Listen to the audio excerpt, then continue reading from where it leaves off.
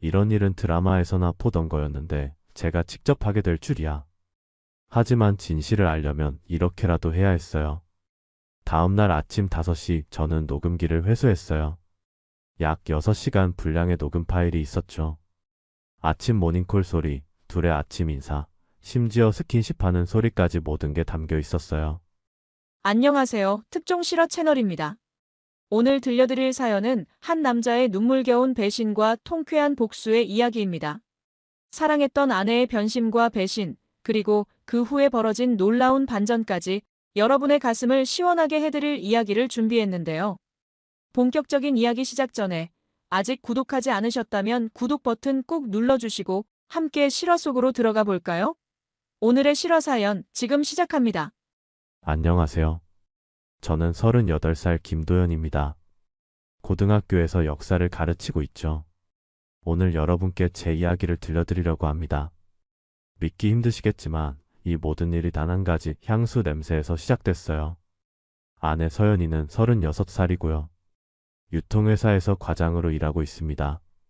출장이 정말 많은 편이에요. 한 달에 최소 2번은 제주도나 부산으로 나가죠. 결혼한 지 이제 5년째인데 처음엔 외로웠지만 이젠 익숙해졌어요. 그날도 여느 때처럼 서연이가 제주도 출장을 다녀왔습니다. 1박 2일이었죠. 이번 여행은 어땠어? 물어보니 늘 그렇지 뭐. 혼자라 너무 심심했어라고 답하더라고요. 맞아요. 늘 하던 말이죠. 그런데 그날 밤 서연이가 벗어놓은 외투를 걸어주려다가 뭔가 이상한 걸 느꼈어요. 진한 향수 냄새가 났거든요. 내가 잘 아는 향수. 아니야, 이건 어디서 맡아봤지? 생각을 하다가 갑자기 떠올랐습니다. 지난달 동창회에서 박기태 부장이 뿌리고 왔던 향수랑 똑같았어요. 박 부장은 서연이랑 같은 회사에서 일합니다. 한 팀은 아니지만 같은 출장팀이죠. 그 사람 향수는 정말 독특해서 한번 맡으면 잊을 수가 없어요. 칠레산 소멜리엄이라는 나무에서 추출한 성분으로 만든 향수라면서 비싼 거 쓴다고 자랑하던 기억이 나네요. 이상하다 싶었지만 설마 싶은 마음에 회사에서 향수 진한 사람 있어? 물어봤죠. 서연이는 그러고 보니 박 부장님이 항상 향수를 진하게 뿌리시더라고 답했어요. 내 마음속에 작은 의심이 자리 잡기 시작했습니다. 하지만 아직은 단순한 우연이라고 생각하고 싶었죠. 그날 이후로 서연이와의 일상은 겉으로는 평범했어요. 아침에 함께 일어나고 저녁에 같이 저녁을 먹고 주말엔 장을 보러 다니고. 하지만 제 마음속엔 끊임없는 물음표가 자리 잡고 있었죠. 서연이가 외투를 입고 나갈 때마다 코를 막 킁킁거리게 됐어요. 그 향수 냄새를 찾으려고요. 다행인 건지 불행인 건지 더 이상 그 향수 냄새는 나지 않았습니다.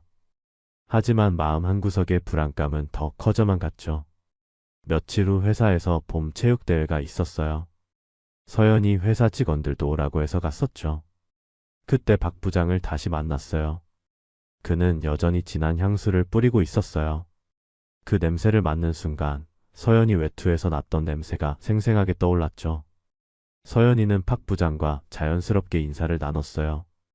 이번 제주도 출장 때 도움 많이 받았습니다 라고 말하더라고요. 그 순간 제 심장이 쿵쾅했어요. 같이 갔다는 걸 처음 들었거든요. 서연이는 혼자 갔다고 했었는데 그날 저녁 박 부장이랑 제주도 같이 갔었구나. 물어보니 서연이는 당황한 표정을 지었어요. 아, 그건 회의실 버스를 타고 공항까지만 같이 간 거야. 비행기는 따로 탔어 라고 설명했죠.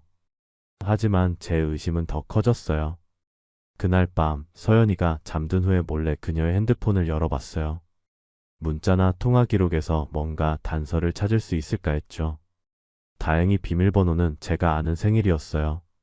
하지만 카카오톡도 통화 기록도 깨끗했죠. 필요 없는 것들은 다 지운 것 같았어요. 다만 출장 일정이 적힌 캘린더가 유독 눈에 띄었어요. 다음 주에도 또 출장이 있더라고요. 이번에도 제주도로. 과연 이번에도 혼자일까 아니면 역시 아내를 믿어야겠다고 생각했지만 왠지 찜찜한 기분은 잠들 때까지 지워지지 않았습니다. 그로부터 사흘 후 일요일 아침이었어요. 주말마다 하는 집안 대청소를 하던 중이었죠. 침실 옆 드레스룸에서 정리를 하다가 저는 그만 손이 멈춰버렸습니다. 옷장 아래 구석에 떨어진 명함 한 장. 제주도 호텔 이름이 적혀 있었어요. 앞면엔 객실 지배인이라고 직함이 적혀 있었고 뒷면엔 볼펜으로 메모가 되어 있었죠.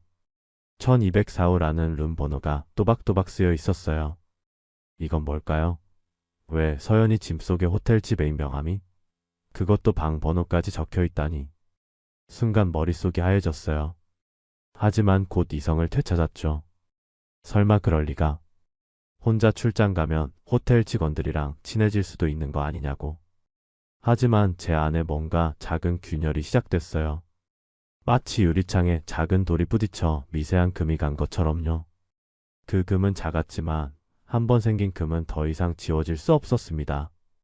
그날 밤 저는 서연이를 유심히 관찰했습니다. 늘 보던 아내가 조금 다르게 보였어요. 핸드폰을 이전보다 더 자주 확인하고 메시지가 오면 급히 확인하더군요. 아마 제 의심이 커져서 예민하게 보이는 거겠죠. 명함을 발견한 그날 밤 저는 그 명함을 계속 들여다봤어요. 무심결에 볼펜으로 구겨진 모습도 눈에 띄었죠. 분명히 급하게 주머니에 넣다가 구겨진 것 같았어요. 왜 그렇게 서둘렀을까? 다음날 아침 서연이가 출근 준비를 하는 모습을 유심히 관찰했어요. 화장을 하면서 거울 속에 비친 제 모습을 힐끗힐끗 살피더라고요. 평상시와는 달랐죠. 뭔가를 숨기는 사람처럼 보였어요. 여보, 지난번 제주 출장 때 호텔 어땠어? 라고 물어봤죠. 서연이는 그냥 그랬지. 싱글룸이라 좀 심심했어 라고 대답했어요. 싱글룸. 하지만 명함엔 1204호라고 적혀 있었죠. 호텔 홈페이지를 찾아보니 1200번대는 모두 트윈룸이나 더블룸이었어요. 점심시간에는 동료 선생님이랑 커피를 마시며 상담했어요. 이런 상황에서 어떻게 해야 할지 모르겠다고 털어놓았죠. 선생님은 요즘 출장 많이 다니는 사람들 중에 이상한 사람들 많대. 조심해야 해라고 했어요. 그날 저녁에는 서연이에게 명함에 대해 물어보려다가 말았어요. 괜히 추궁했다가 제가 의심 많은 남편으로 보일까봐요. 하지만 계속 이 상태로 갈 수도 없었죠. 서연이가 잠든 후 그녀의 가방을 다시 뒤져봤어요. 이번엔 여권 지갑 안을 확인했죠. 그 안에는 호텔 포인트 카드가 있었어요. 적립 내역을 보니 지난달에도 같은 호텔에서 숙박을 했더라고요. 서연이가 제주도 간 날짜가 정확히 일치했어요. 포인트 적립 내역엔 객실 타입도 나와 있었어요. 스위트 더블룸이었죠. 혼자 갔다면서 왜 더블룸을? 의심은 점점 커져만 갔어요. 다음날 저는 그 호텔에 정말 전화를 걸어볼까 계속 고민했어요. 하지만 아직은 용기가 나지 않았죠. 서연이를 진짜 사랑했으니까요. 이 모든 게 제 착각이길 바랐어요. 다음 주가 되자 서연이가 또 출장을 간다고 했습니다. 이번에도 제주도로 이틀간 다녀온다고요. 또 혼자 가니? 물어보니 이번엔 진짜 혼자야. 팀원들 다 일정이 안 맞아서라고 답했어요. 출장 전날 밤 서연이는 짐을 꾸리면서 말했죠. 이번 출장 진짜 고되겠다. 혼자 가니까 더 외롭고 힘들 것 같아. 제 마음 한편에선 안쓰럽고 한편에선 의심이 들었어요. 출장 다녀온 서연이를 맞으러 공항에 갔습니다. 늘 그렇듯이 피곤해 보였죠. 집에 돌아와서는 바로 샤워를 했고 저는 짐을 풀어 정리했어요. 그때였습니다. 서연이 가방 구석에서 구겨진 영수증 조각을 발견했죠. 아주 작은 조각이었지만 제 눈엔 또렷하게 보였어요. 조식이인 커플 스파 할인 도장이 찍혀 있었거든요. 가슴이 쿵쾅 뛰었어요. 분명 혼자 갔다고 했는데 커플 스파, 조식인? 쓰레기통을 뒤져 찾은 영수증 조각들을 맞춰보니 호텔 레스토랑에서 발급한 것이었어요. 날짜도 서연이가 제주도에 있던 정확한 날짜였죠. 이건 더 이상 우연이 아니었습니다. 밤새 잠을 이룰 수가 없었어요. 계속해서 생각이 났어요. 박 부장의 향수 냄새, 호텔 명함, 그리고 커플 스파. 이 모든 게 우연일까요? 정말 제가 너무 예민하게 굴고 있는 걸까요? 다음날 저는 결심했습니다. 진실을 확인하기로요. 더 이상 이런 의심 속에서 살 수는 없었어요. 영수증 조각을 발견한 후로 며칠간 정말 힘들었어요. 겉으로는 아무렇지 않은 척했지만 속으로는 계속 갈등했죠. 학교에서 수업할 때도 집중이 안 됐어요. 아이들이 선생님, 요즘 이상해요 라고 할 정도였으니까요. 아내의 행동 패턴도 조금씩 변하기 시작했어요. 예전에는 출장 가기 전에 항상 심심할 것 같아 연락 자주 하자라고 했는데 요즘엔 출장 중엔 바빠서 연락 잘 못할 거야 라고 미리 말해두더라고요. 주말에 장을 볼 때도 이상한 점이 있었어요. 서연이가 평소에는 안 사던 고급 화장품을 고르더라고요. 왜 갑자기 이런 거 사? 물어보니 출장 가면 피부가 엄청 상해서라고 했어요. 하지만 제 눈엔 자신을 꾸미는 게 더 중요해 보였죠. 한 번은 서연이가 새로운 향수를 샀더라고요. 장미향이 나는 고급 향수였죠. 이건 무슨 향수야? 물어보니 회사에서 요즘 유행하는 거래. 다들 이거 써라고 답했어요. 그런데 이상하게도 그 향수는 집에서는 한 번도 안 뿌리더라고요. 주중에는 야근이 들었어요. 예전에는 6시면 칼퇴근하던 서연이가 요즘엔 팀 회식이 잦아졌어요. 팀 분위기가 예전 같지 않아서 자주 모이는 것 같아라고 했죠. 하지만 팀 회식이 있다는 날 회사 근처에 지나가 보면 불이 꺼져 있는 것도 한두 번이 아니었어요. 혼자만의 시간이 많아지면서 생각도 많아졌어요. 이게 정말 제가 의심병이 든 걸까? 아니면 정말 뭔가 일이 일어나고 있는 걸까? 서연이를 정말 사랑했는데 이런 생각을 하는 제 자신이 미워지기도 했어요. 밤마다 서연이 옆자리에 누워서 그녀의 숨소리를 들으며 생각했어요. 한때는 사랑스럽기만 하던 이 숨소리가 이제는 거짓말 같게 들렸어요. 결국 저는 확인해야겠다고 마음먹었어요. 더 이상 이런 의심 속에서 살 수는 없었죠. 진실이 무엇이든 간에 알아야만 했어요. 월요일 아침, 저는 목에 가시 같은 것이 걸린 듯한 기분으로 출근했어요. 하루 종일 수업에 집중할 수가 없었죠. 아이들이 계속 물어봤어요. 선생님, 어디 아프세요? 점심시간이 되자 저는 교무실 구석 빈자리로 가서 발견한 명함을 꺼냈습니다. 손이 덜덜 떨렸지만 용기를 내서 호텔 전화번호를 눌렀어요. 네, 제주 시티호텔입니다.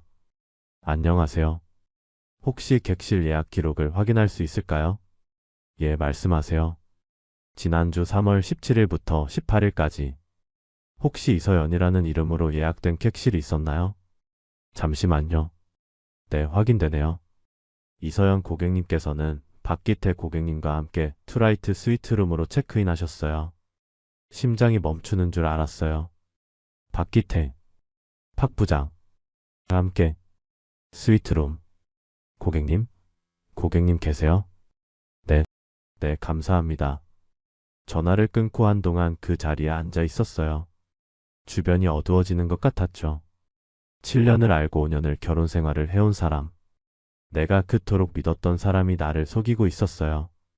그날 수업은 다른 선생님께 부탁드리고 조퇴했어요. 집에 돌아와서 멍하게 있다가 퇴근한 서연이를 맞았죠. 오빠, 왜 이렇게 일찍 왔어? 그냥 좀 일찍 오고 싶어서. 피곤해 보여.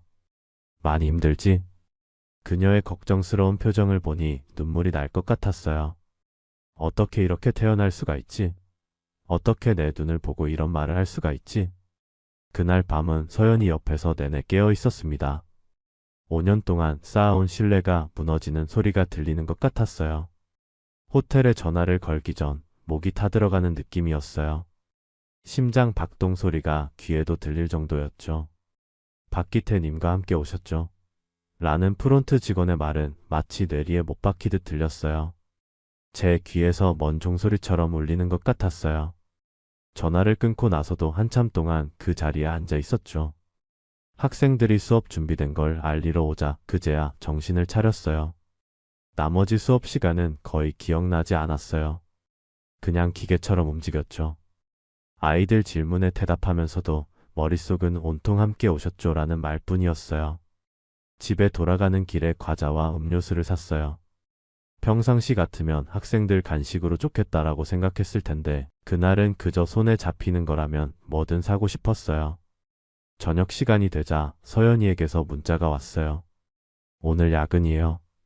저녁은 드세요. 라고요. 그 문자를 보는 순간 화가 치밀어 올랐어요. 진짜 야근인가 아니면 또 박 부장과 만나는 건가? 그날 저녁은 혼자 라면을 끓여 먹었어요. 텔레비전을 켜니 드라마에서도 불륜을 다루고 있더라고요.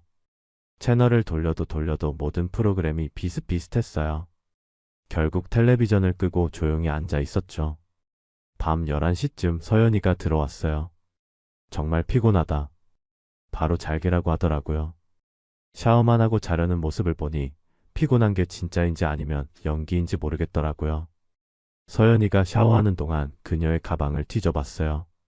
새로운 헤어 스타일링 제품, 각질 제거 크림, 고급 마스크팩들이 들어있었죠.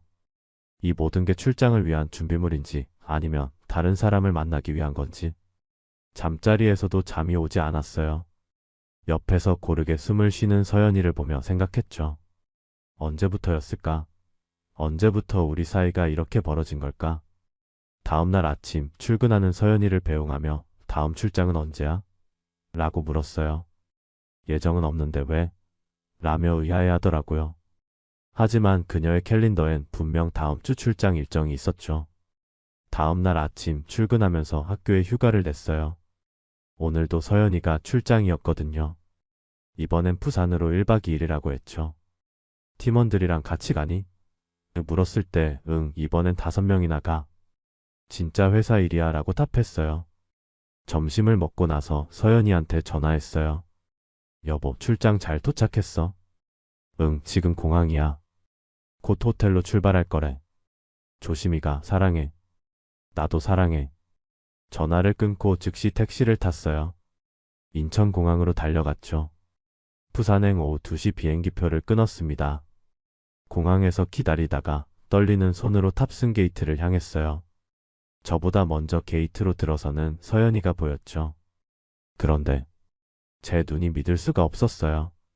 서연이 옆에 박 부장이 있었어요. 둘은 웃으며 이야기를 나누고 있었죠. 다른 팀원들은 어디에도 보이지 않았어요. 비행기 안에서는 그들보다 5줄 뒤에 앉았어요. 30분 내내 둘의 대화 소리가 들렸죠. 이번엔 어느 호텔이에요? 신라호텔로 예약했어. 내가 좋아하는 오션뷰룸으로. 와, 기대된다. 지난번 제주 호텔도 좋았는데 가슴이 뜨거워졌어요. 분노가 치밀어 올랐죠. 제가 믿었던 아내가 5년간 사랑했던 사람이 제 눈앞에서 다른 남자와 이렇게 자연스럽게 대화를 나누고 있었으니까요. 부산에 도착해서도 계속 미행했어요. 택시 안에서 둘은 손을 잡고 있었죠. 신라호텔 프런트에서 체크인할 때는 박 부장이 카드를 건넸어요. 같은 방 키를 받았죠. 저는 로비 한 구석에 앉아서 그들을 지켜봤어요. 엘리베이터에 탑승하는 둘의 모습을 보면서 모든 의혹이 확신으로 바뀌었습니다. 그날 밤 저는 호텔 직원에게 돈을 주고 그들 방 옆방을 얻었어요. 그리고 작은 녹음기를 준비했죠. 이틀까지 그들의 웃음소리와 대화 소리를 들으며 증거를 모았습니다. 미행을 결심하고 준비할 때 손이 덜덜 떨렸어요. 이런 일은 드라마에서나 보던 거였는데 제가 직접 하게 될 줄이야. 하지만 진실을 알려면 이렇게라도 해야 했어요. 서연이의 출장 가방을 보니 이전과는 달랐어요. 평소에는 검정색 캐리어를 썼는데 이번엔 분홍색을 골랐더라고요. 옷도 평상시보다 더 신경 써서 골랐죠. 원피스도 들어있고 힐도 평소보다 높은 걸 챙겼어요. 공항에서 기다리는 동안 심장이 계속 두근거렸어요. 혹시 서연이가 저를 알아보면 어쩌나 하는 걱정도 했죠. 모자를 깊이 눌러 쓰고 선글라스도 준비했어요. 비행기를 타면서도 계속 긴장했어요. 30분이라는 시간이 마치 몇 시간처럼 느껴졌죠. 박 부장이 웃는 소리, 서연이가 킥킥거리는 소리 모든 게 제 귀에는 크게 들렸어요. 오늘 저녁엔 뭐 먹을까? 라는 박 부장의 말에 서연이가 해산물이 좋을 것 같아요. 부산은 회가 유명하잖아요. 라고 답하는 걸 들으니 이들이 얼마나 자주 이런 대화를 나눴을지 짐작됐어요. 부산에 도착해서 택시를 탈 때도 마음이 아팠어요. 박 부장이 서연이 짐을 들어주고 문을 열어주는 모습은 마치 신혼부부 같았죠. 제가 언젠가 서연이에게 해주던 행동들이었어요. 호텔 로비에서 체크인하는 모습을 보니 익숙해 보였어요. 프론트 직원과 인사를 나누고 서연이는 웃으며 매번 와서 익숙하네요 라고 하더라고요. 매번이라는 말이 제 가슴에 비수처럼 꽂혔어요. 그날 밤 엘리베이터 앞에서 둘이 손을 잡는 모습을 보고 알았어요. 이건 한두 번의 일이 아니라는 걸. 이미 오래전부터 이런 관계였다는 걸. 제가 모르는 사이에 말이죠. 호텔 주변을 배회하며 생각했어요. 어떻게 해야 할까? 지금 당장 올라가서 따져야 할까? 아니면 더 확실한 증거를 모아야 할까?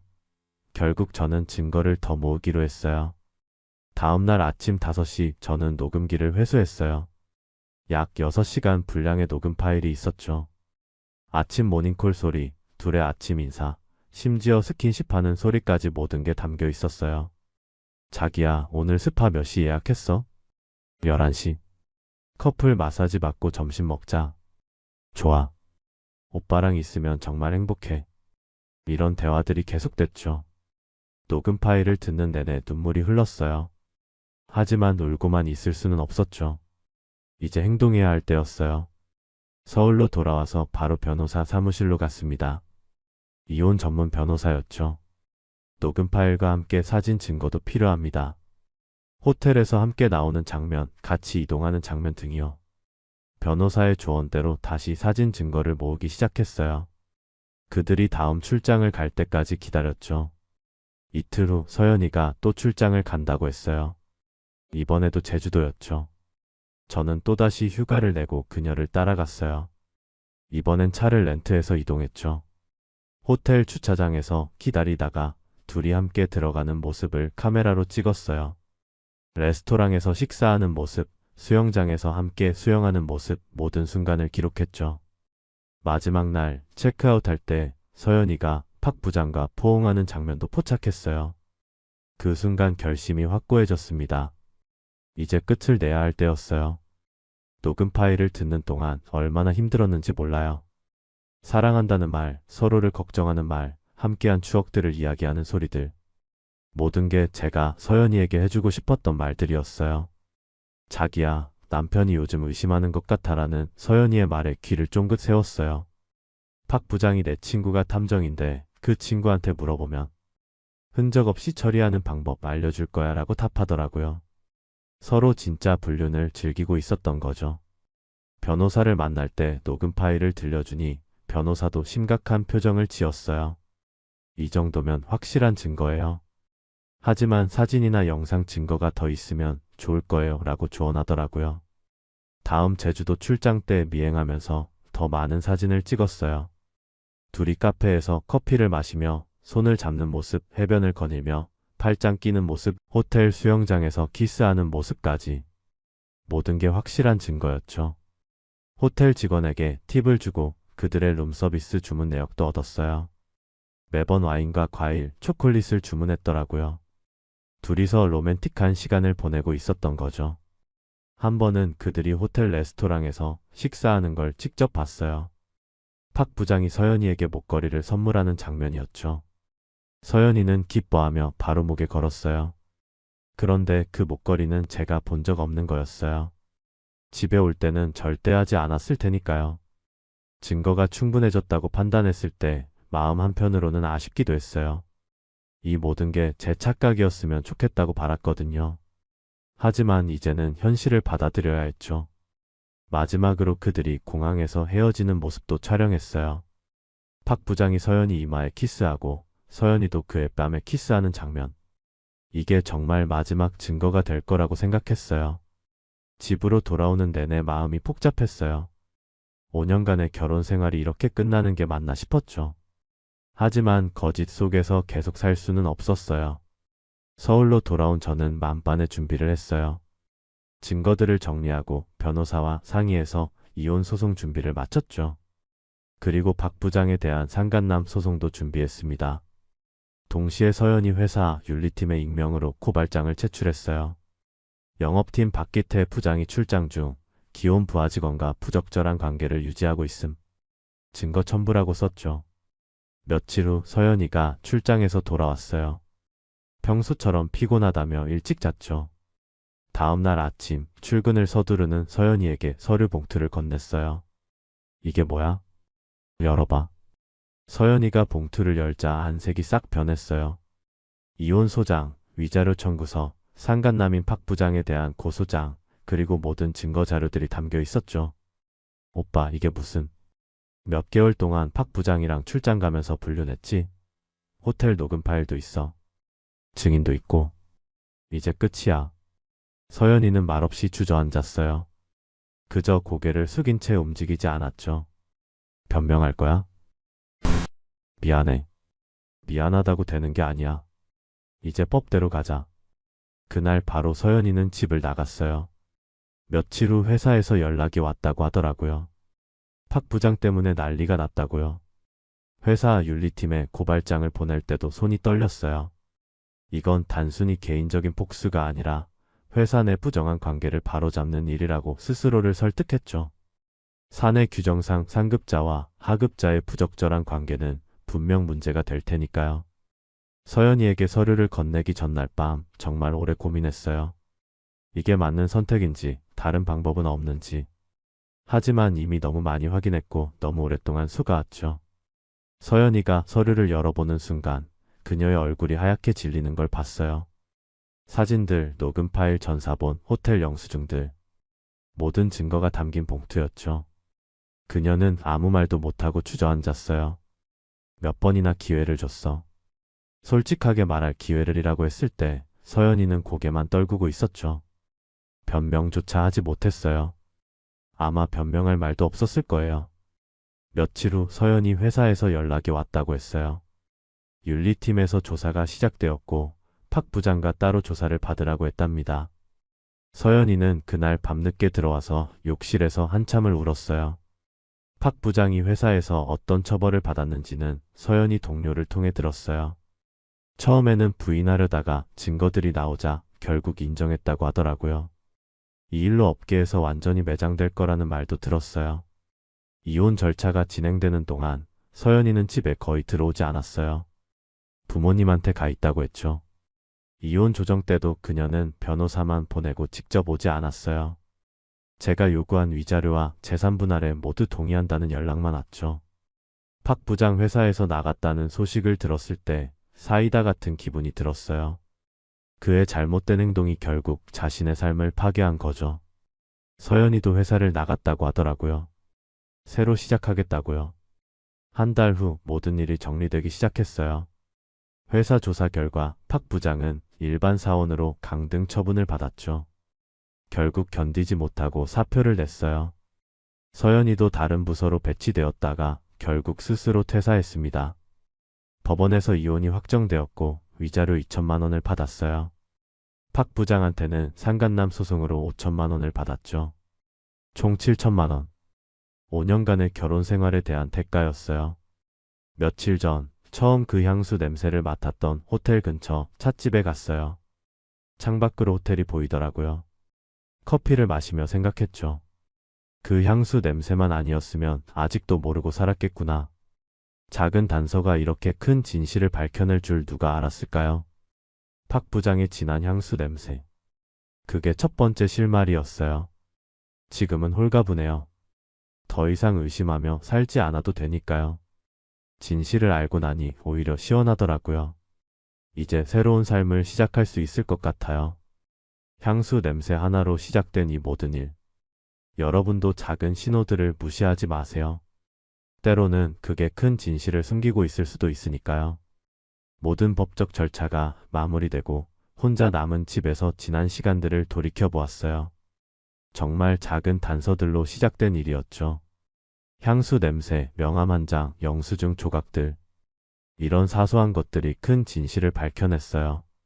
책상 서랍에 아직 그 명함이 남아 있었어요. 구겨진 채로. 호텔 룸 번호가 적힌 그 명함을 보며 씁쓸한 웃음이 나왔죠. 이 작은 종이 조각이 제 삶을 완전히 바꿔놓았으니까요. 7천만 원의 위자료와 배상금은 새로운 시작을 위한 자금이 되었어요. 작은 원룸을 구했고 생활에 필요한 것들을 하나씩 마련했죠. 처음엔 혼자 사는 게 낯설었지만 점차 익숙해져 갔어요. 학교 동료들은 제가 이혼했다는 걸 알고 걱정해 주었지만 자세한 이야기는 하지 않았어요. 다만 진실을 알게 돼서 다행이라고만 말했죠. 진짜 그랬어요. 거짓 속에서 사는 것보다 혼자 사는 게 훨씬 나았거든요. 개학하고 새 학기가 시작되자 아이들이 선생님 왜 반지 안 껴요? 라고 물었어요. 이제 필요 없게 되었어 라고 답했죠. 아이들은 무슨 뜻인지 정확히는 몰랐지만 더 이상 묻지 않았어요.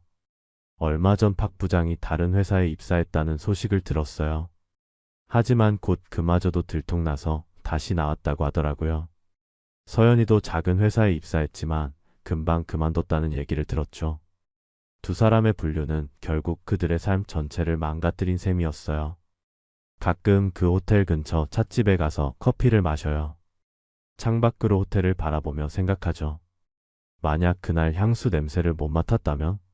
명함을 발견하지 못했다면? 아마 아직도 모르고 속아서 살고 있었을 거예요.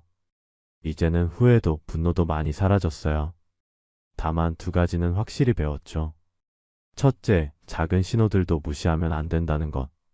둘째, 진실을 알아가는 과정은 아프지만 결국은 해방을 가져다 준다는 것. 지금은 스스로 선택한 혼자만의 시간들을 소중히 여기고 있어요.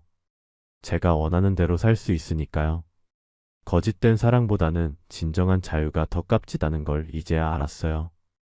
요약하자면 저는 아내의 외투에서 나는 낯익은 향수 냄새로 불륜을 의심하기 시작했어요. 호텔 명함, 커플 스파 영수증 같은 증거들을 발견했고 결국 미행을 통해 확실한 증거를 잡았죠. 법적 조치를 취해 이혼과 위자료, 상간남 배상금까지 받아냈습니다. 여러분이라면 처음 의심이 들었을 때 어떻게 하셨을까요? 바로 추궁하셨을까요? 아니면 저처럼 조용히 증거를 모으셨을까요?